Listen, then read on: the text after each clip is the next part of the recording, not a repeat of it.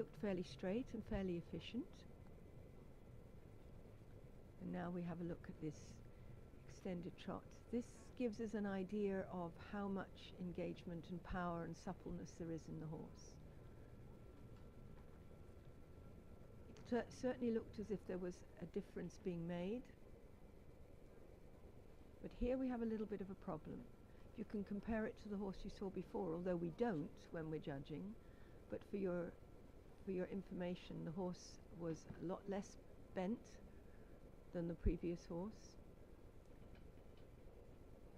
In general, he is not so supple through his body. So she's made a little mistake there. She forgot where the transition was.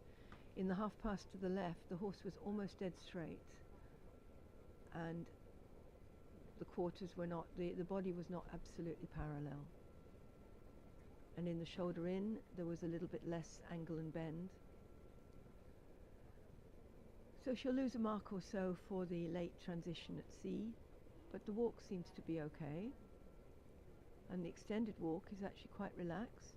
I'd like to see the nose come out a little more, because he's just a tendency to come behind the vertical in the extended walk, which is not a good sign.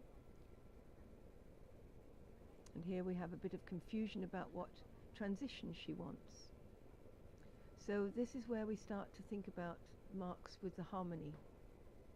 There was a bit of confusion there. And the mark that she's given is just for that transition, so it's expensive. Again, on the circle, it's not quite showing the suppleness that we'd like to see. And also in the shoulder in, there is almost no bend to the left. We need to see suppleness and bend to the inside. And again, she was late with the canter transition. Should have been at C.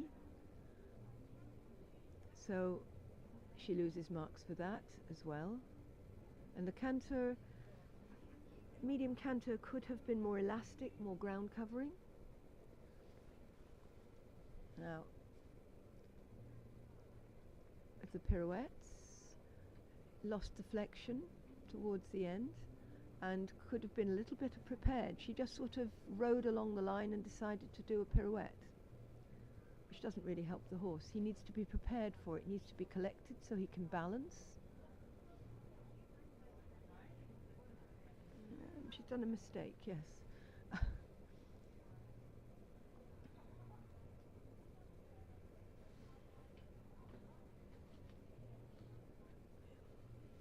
She should have been doing the half pass, I think.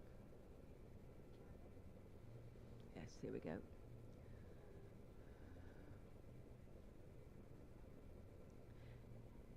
In all the movements, we are most concerned about the quality of the paces. The horse has the 3 basic paces, but as you do the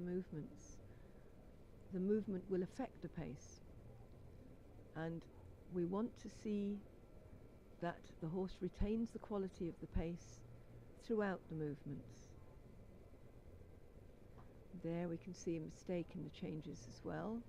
So we're coming to the conclusion now with this horse that we have some problems with his ability to do what the rider asks, or the rider's ability to ask him. She's made quite a lot of mistakes with the test and where she's supposed to be going. So some of the blame has to go with the rider. Maybe she doesn't know the test very well, but it's her responsibility to learn it.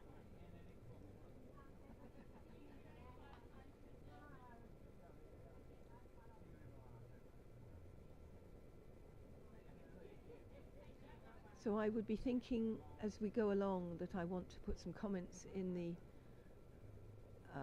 the collective marks about suppleness of the back, about attention to the rider's aid, and I'd also be looking at asking myself about the rider.